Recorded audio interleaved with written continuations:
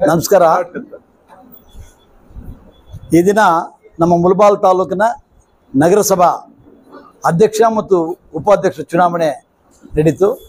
ಇದರಲ್ಲಿ ನಮ್ಮ ಪಕ್ಷದ ಹಿರಿಯ ನಾಯಕರಾದಂಥ ಅಮಾನುಲ್ಲಾರವರ ಧರ್ಮಪತ್ನಿ ಶ್ರೀಮತಿ ಶಬಾನಾ ಬೇಗಂ ರವರನ್ನು ಅಧ್ಯಕ್ಷನಾಗಿ ಮತ್ತು ನವೀನ್ ಅವರ ಧರ್ಮಪತ್ನಿಯವರಾದಂಥ ಸರಳಾರವರನ್ನು ಉಪಾಧ್ಯಕ್ಷನಾಗಿ ಇವತ್ತು ನಮ್ಮ 18 ಜನ ಸದಸ್ಯರು, ಕಾಂಗ್ರೆಸ್ ಪಕ್ಷದವರು, ಇಂಡಿಪೆಂಡೆಂಟ್ ಅವರು, SDP ಅವರು ಮತ್ತು ಇನ್ನು ಕೆಲವು ಪಕ್ಷದವರು ಬಂದು ಸಹಾಯ ಮಾಡಿದ್ದಾರೆ.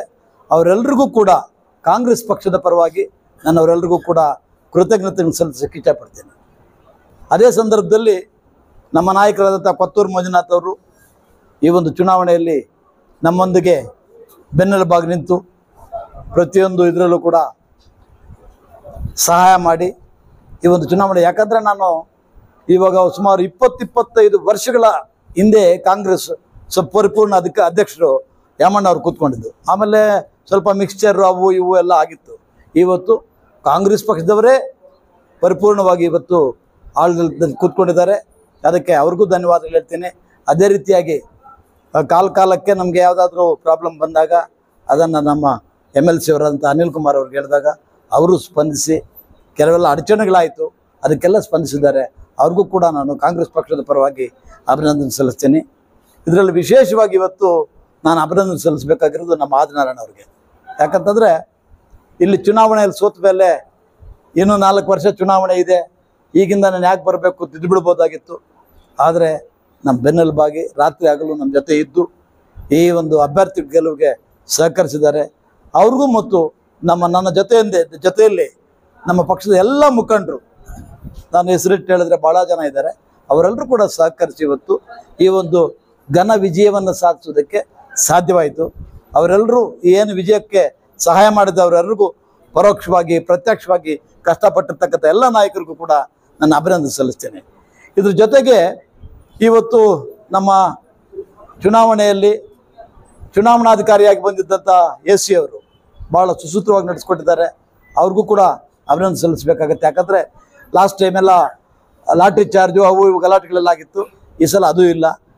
ಅದಾದ ಮೇಲೆ ಪೊಲೀಸ್ ಇಲಾಖೆಯ ಕಾನ್ಸ್ಟೇಬಲಿಂದ ಹಿಡಿದು ವರಿಷ್ಠ ಅಧಿಕಾರಿಗಳವರೆಗೂ ಕೂಡ ಎಲ್ಲರೂ ಕೂಡ ಇದರಲ್ಲಿ ಭಾಳ ಅಚ್ಚುಕಟ್ಟಾಗಿ ಇವತ್ತು ಚುನಾವಣೆ ನಡೀಬೇಕಾಗಿದ್ದರೆ ಏರ್ಪಾಟು ಮಾಡಿ ಯಾವುದೇ ಅಹಿತಕರ ಘಟನೆ ನಡೆದಂಗೆ ಭಾಳ ಸುಸೂತ್ರವಾಗಿ ನಡೆಸ್ಕೊಟ್ಟಿದ್ದಾರೆ. ಅವ್ರಿಗೂ ಕೂಡ ಕಾಂಗ್ರೆಸ್ ಪಕ್ಷದ ಅಧ್ಯಕ್ಷನಾಗಿ ನಾನು ಅವ್ರ ಕೃತಜ್ಞತೆಗಳನ್ನು ಸಲ್ಲಿಸಕ್ಕೆ ಇಷ್ಟಪಡ್ತೀನಿ. ಅದ್ರ ಜೊತೆಗೆ ಕಾಂಗ್ರೆಸ್ ಪಕ್ಷ ಮುಳಬಾಗಿಲು ತಾಲೂಕಲ್ಲಿ ಭಾಳಷ್ಟು ಬಲಿಷ್ಠವಾಗಿದೆ. ಕೆಲವು ಕಾರಣಾಂತರಗಳಿಂದ ಮೊನ್ನೆ ವಿಧಾನಸಭಾ ಚುನಾವಣೆ ಸೋಲು ಕಂಡಿದ್ದೀವಿ, ಲೋಕಸಭೆಯಲ್ಲಿ ಕಂಡಿದ್ದೀವಿ. ಆದರೆ ಆಮೇಲೆ ಬಂದಂಥ MLC ಚುನಾವಣೆ ಆಗಿರ್ಬೋದು, ಇದಾಗಿರ್ಬೋದು, ಇದರಲ್ಲೆಲ್ಲ ಕೂಡ ಜೈಬೇರಿ ಬಾರಿಸ್ಕೊಂಡು ಬಂದಿದ್ದೀವಿ. ಮುಂದಿನ ಚುನಾವಣೆಗಳಲ್ಲಿ ಕೂಡ ಎಲ್ಲ ಚುನಾವಣೆಗಳಲ್ಲಿ ಜೈಬೇರಿ ಬಾರಿಸ್ತೀವಿ ಅಂತ ವಿಶ್ವಾಸ ನನಗಿದೆ. ಯಾಕಂದರೆ ಇಲ್ಲಿ ಮುಳಬಾಗಿಲು ತಾಲೂಕು ಕಾಂಗ್ರೆಸ್ನ ಭದ್ರಕೋಟೆ. ಸುಮಾರು 15 ವರ್ಷಗಳ ಕಾಲ MLA ಅವರು ನಮ್ಮ ಕಾಂಗ್ರೆಸ್ನವರು ಇದ್ದರು. ಮೊನ್ನೆ ನಮ್ಮ ಕ್ಯಾಂಡಿಡೇಟ್ ಚುನಾವಣೆಯಲ್ಲಿ ಲೇಟ್ ಆಗಿದ್ದು, ಇನ್ನೂ ಹಲವಾರು ಕಾರಣಗಳಿಂದ ಬೇರೆ ಪಕ್ಷದವರು ಚುನಾಯಿತರಾಗಿ ಬರೋದಕ್ಕೆ ಸಾಧ್ಯವಾಯಿತು. ಮುಂದಿನ ದಿನಗಳಲ್ಲಿ ಈ ತಾಲೂಕಿನ ಜನತೆ ಕಾಂಗ್ರೆಸ್ ಪಕ್ಷವನ್ನು ಕೈ ಹಿಡಿತಾರೆ ಅಂತ ನಂಬಿಕೆ ನನಗಿದೆ. ಆ ಜನತೆ ಕೂಡ ನಾವು ಕೃತಜ್ಞತೆಗಳನ್ನು ಸಲ್ಲಿಸಬೇಕಾಗತ್ತೆ. ಮುಂದಿನ ದಿನಗಳಲ್ಲಿ ಉತ್ತಮವಾದಂಥ ಕಾರ್ಯಕ್ರಮಗಳನ್ನು ರೂಪಿಸ್ಕೊಂಡು ಏನು ನಮ್ಮ ಘನ ಸರ್ಕಾರ ಇವಾಗ 5 ಗ್ಯಾರಂಟಿಗಳು ಕೊಟ್ಟಿದೆಯೋ ಅದನ್ನು ಪ್ರತಿ ಊರಿಗೂ ಹೋಗಿ ಪ್ರತಿ ಮನೆಯಲ್ಲೂ ಈ ಗ್ಯಾರಂಟಿಗಳೆಲ್ಲ ಸೇರ್ತಾ ಇದೆಯಾ ಇಲ್ವಾ ಅಂತೇಳಿ ವಿಚಾರಿಸ್ಕೊಂಡು ಅದನ್ನು ಟೀಮ್ ಮಾಡಿದ್ದಾರೆ.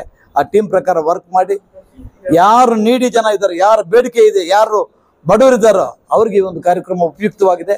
ಅದನ್ನು ಮುಂದುವರಿಸ್ಕೊಂಡು ಹೋಗ್ತೀವಿ ಅಂತ ಹೇಳ್ತಾ ನನ್ನ 2 ಮಾತು ಮುಗಿಸ್ತಾ ಇದ್ದೀನಿ. ಜೈ ಹಿಂದ್, ಜೈ ಕಾಂಗ್ರೆಸ್.